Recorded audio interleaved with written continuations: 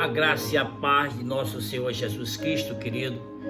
Estou aqui mais uma vez para fazer um vídeo na intenção que a sua vida seja edificada através da palavra do Senhor Jesus. Nesse momento que nós estamos vivendo, precisamos muito estar nos alimentando da palavra de Deus. E eu quero que você reflita a importância de quando você for orar a Deus, de quando você for resolver um problema, uma questão, principalmente que essa questão exija muito de você calma, exija de você prudência, que você possa ter isso que eu vou mostrar aqui, esse exemplo, esse grande exemplo, para que você possa no final obter a vitória que você espera.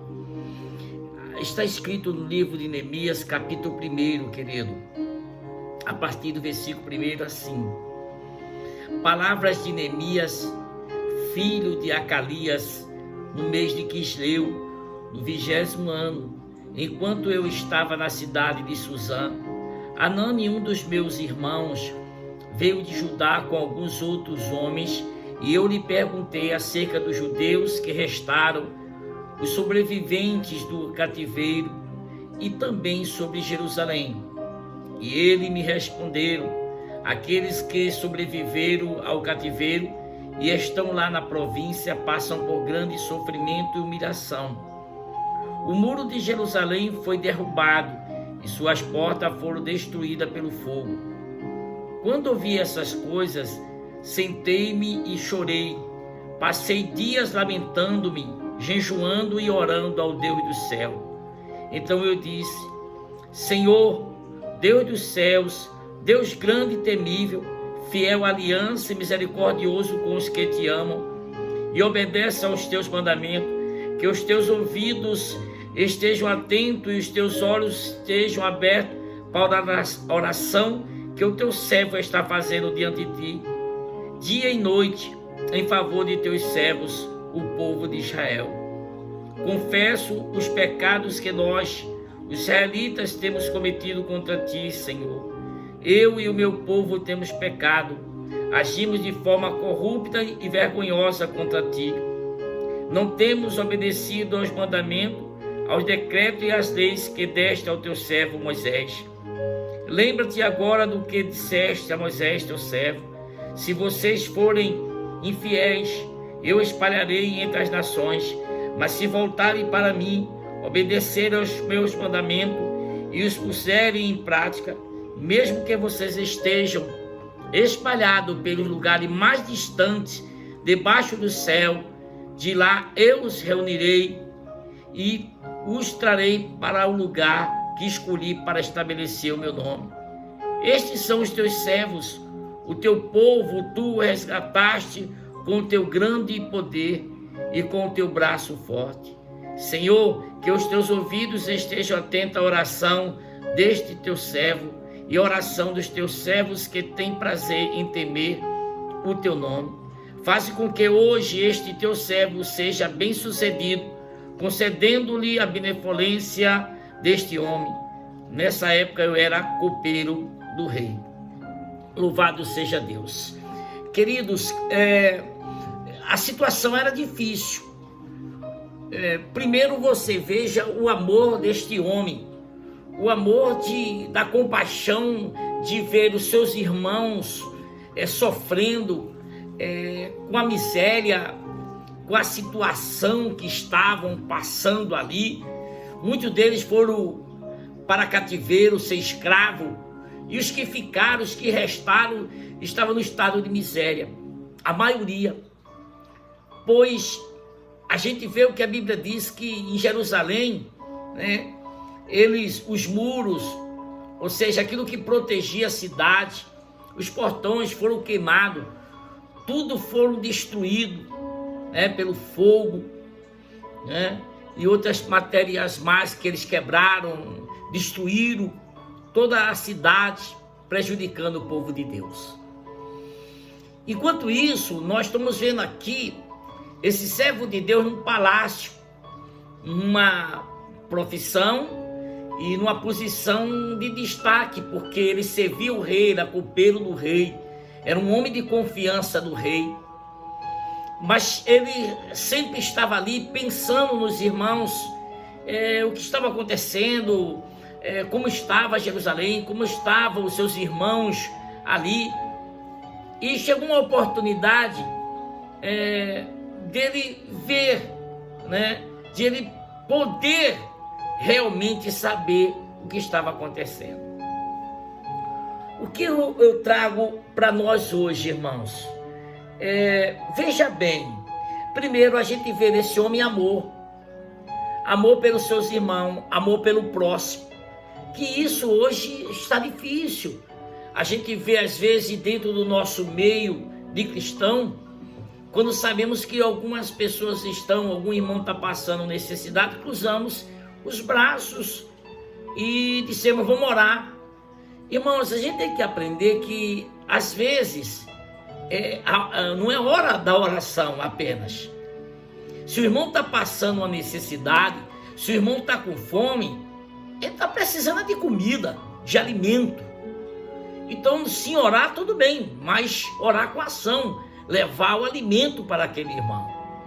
E ali no caso deles, eles estavam dispensados de tudo, de todos, passando necessidade numa situação difícil, não tinha como levantar, erguer novamente, né, aquela situação que estavam passando. Bom, este homem sabia do pecado, do que Israel tinha cometido. Ele tinha consciência disso. E ao ir ao Senhor, na sua oração, orar é falar com Deus, né, dialogar com Deus. Quando ele foi conversar com Deus, ele tinha consciência disso. E aí o que é que ele faz, queridos? Observe que ele foi com humildade, reconhecendo primeiro que Deus é Deus, que não há outro Deus além desse Deus. E ele chega ali com humildade. Primeiro, ele começa, amados, se derramar diante de Deus e pedindo perdão, reconhecendo os seus pecados, reconhecendo o seu erro, sua falha diante de Deus. Não só a falha dele, como do povo de Deus. O povo estava em falta e ele tinha consciência que o próprio Deus falou: quando ele estivesse na desobediência, Deus permitiria que consequências viriam sobre eles. Coisas ruins viriam sobre eles. Ele tinha consciência de tudo isso. E o povo simplesmente bagunçou. O povo casou com mulheres que não eram da linhagem, fez uma mistura, adulterou, fez tudo aquilo que não deveria fazer. E a mão de Deus pesou sobre o povo. E Deus permitiu que o povo passasse por toda essa humilhação. Mas o que me chama a atenção é exatamente a oração. Como é que Neemias se chega a Deus, o modo que ele se chegou a Deus, né? Com humildade, se derramando, quebrantando com o coração quebrantado diante de Deus. Não adianta, meu irmão, nessa hora o seu eu, você que precisa resolver uma causa, você que está precisando que Deus entre com a providência na situação, você tem que ir com humildade. Você tem que ir a Deus com o coração aberto, pedindo a Ele. Eu creio, querido, você que está aí ouvindo e vendo este vídeo nesta hora, que está precisando de Deus entrar com uma providência. Mas como é que você tem orado? Como é que você tem se chegado ao Deus dos céus? Ele é Deus. Como? Lembre-se que você tem que chegar com humildade, reconhecer seus pecados, reconhecer suas limitações, reconhecer que Ele, só Ele é Deus. Não há outro Deus além dele. E aí, amados, veja que situação. Ele, um copeiro, uma pessoa de confiança do rei. Imagine como estava a cabeça deste homem. Imagine como é que ele estava diante de ver o povo de Deus, os irmãos dele, sofrendo as humilhações. Mas ele tinha que trabalhar. Ele tinha que servir ao rei, né? Imagine o semblante dele como estava, irmão. Depois de ouvir tudo aquilo. Quando você lê o livro, você vai perceber que o rei percebe que ele não está bem, né? Que ele não está bem. E aí, irmão, já começa agora Deus trabalhando, Deus agindo, porque ele fez uma oração a Deus, pedindo: Senhor, tem misericórdia, né? Me dá assim uma oportunidade, me honra quando eu for conversar com esse homem, me dá uma... Aí quando eu chegar, a oportunidade vier, Senhor, coloca palavras na minha boca. Eu creio, amados, que essa oração dele também envolveu isso, que o Senhor desse palavras, colocasse palavras na boca dele. E aí, quando o rei vê aquela situação, o semblante dele, olha para ele: o que está acontecendo? O que está vendo com você? Porque o rei sabia que ele estava ali todos os dias servindo, né? E aí, ele viu aí a oportunidade. Olha, irmão, às vezes nós não conseguimos a bênção porque nos precipitamos. Olha que quantos dias ele ficou orando. Olha os momentos de oração. Agora ele tinha que esperar, aguardar a hora certa para fazer o pedido. E aí Deus deu a ele a oportunidade.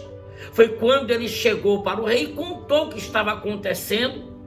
E contou como estava a cidade de Jerusalém, como estava a situação. E aí ele vem agora fazer o pedido para o rei. E o pedido dele envolvia também madeiras, que o rei liberasse na floresta, aquele comandante que cuidava ali da floresta, liberasse madeira, liberasse pessoas que levassem, né, essas madeiras que ele ia precisar. Ele precisaria também de um tempo para ficar lá, para poder administrar aquilo que Deus colocou no coração dele. Eu quero te dizer que ele conseguiu. Ele conseguiu. Mas na sua casa, você viu aí que eu li, presta atenção aos detalhes da oração dele, aos pedidos dele, como ele se chegou a Deus. E se você crê, meu amado, você vai, aleluia, resolver esta causa, resolver esse problema. Deus vai colocar a palavra na sua boca, mas primeiro converse com Deus. Primeiro faça um concerto com Deus, faça uma oração de arrependimento para com Deus, e você vai ver como Deus vai te ouvir, como Deus vai fazer. E aquilo que era impossível, amado, aquilo que era impossível para o homem, aleluia, para Deus não existe nada impossível, tudo é possível para Deus. E aí, glória a Deus, ele vai. Vocês conhecem essa história que houve um grande levante, porque ele queria construir, ele queria reconstruir, ele queria fazer uma reforma, né, na cidade. Mas coisas importantes também iam acontecer, porque o povo não estava unido. Ele precisava também unir o povo, ele precisava trazer o povo à leitura da palavra, ele precisava trazer o povo a ter compromisso com Deus. A missão dele não foi fácil nesses dias. E aí, para ajudar, se levantam alguns homens contra, querendo destruir o trabalho, querendo jogar o rei contra ele, usando falsos profetas para profetizar mentira. Tudo para o quê? Impedir aquilo que Deus colocou no coração dele. Impedir que ele conseguisse fazer com que o povo novamente voltasse a morar, aqueles que estavam afastados em Jerusalém, voltasse a ter comunhão com os irmãos, voltasse os irmãos a adorar o verdadeiro Deus. E isso, irmão, levou para ele uns dias, um tempo. E veja bem, que o rei se preocupou com ele e questionou: quantos dias você vai passar lá?